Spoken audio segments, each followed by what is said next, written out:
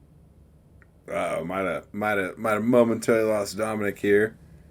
We'll see if we can get him back here for the end of this. But yeah, I think what I'm saying is that if they're going to do 300, that is too soon for Jamal Hill to make it back. Like I think no doubt that would be way too soon. Late April, that's 10 months.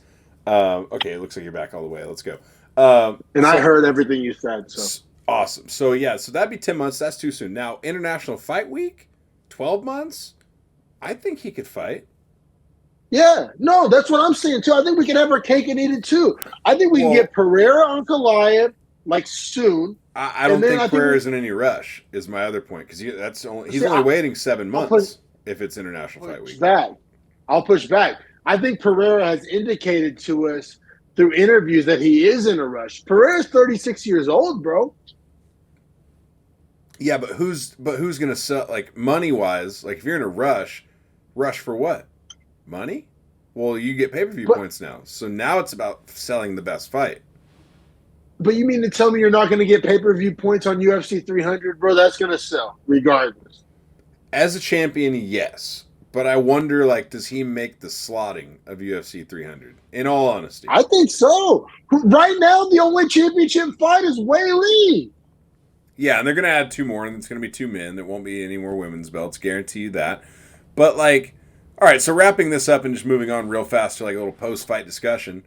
What other 2 title fights would fit on 300 besides the middleweight title, or besides light heavyweight? Are there other belts that you even think could be defended on Leon Bilal. I thought it was going to be Leon Makachev, but apparently Makachev's hurt. So it's Leon Bilal for sure. Got to be. Right. A headliner. You can't headline. And headline UFC 300 with Bilal and Leon. And then obviously O'Malley. I think you could. Obviously not O'Malley because he's fighting 299 the week before. Yep. What Taporia Volk's booked.